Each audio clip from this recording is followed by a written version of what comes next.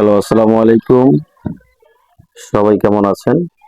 ইমাম, মুয়াজ্জিন এবং পুরোহিতরা আমাদের সমাজের নৈতিক ও ধর্মীয় দিক নির্দেশনার প্রধান স্তম্ভ। তারা মানুষের মাঝে নীতি, নৈতিকতা, সহমর্মিতা এবং ধর্মীয় মূল্যবোধ প্রতিষ্ঠায় গুরুত্বপূর্ণ ভূমিকা পালন করে আসছে। তাদের এই অবদানকে স্বীকৃতি জানিয়ে সম্মানী ভাতা প্রদান একটি প্রশংসনীয় এবং একটি ভালো উদ্যোগ। এর মাধ্যমে শুধু তাদের আর্থিক সহায়তাই নয়, বরং তাদের প্রতি রাষ্ট্রের সম্মান ও কৃতজ্ঞতা প্রকাশ পায়।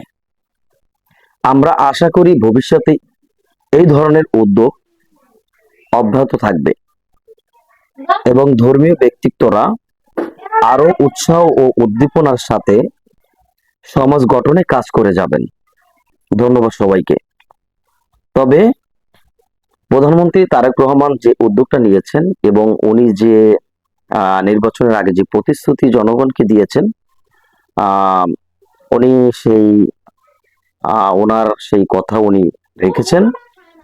এজন্য ওনাকে অসংখ্য ধন্যবাদ।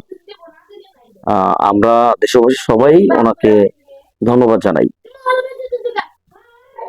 এবং আমার একটা অনুরোধ থাকবে, এই ইমাম, মুয়াজ্জিন এবং পুরোহিত যারা ভাতা পাবেন, তারা যেন সঠিক নিয়মে পায় এবং সঠিক মানুষের হাতে যাতে এই টাকাটা পৌঁছায়, যারা ঠিক মতন টাকাটা বন্টন করবে, এবং ইমাম, মুয়াজ্জিন ও পুরোহিত যারা, তারা যেন সেই টাকাটা সঠিকভাবে পায়।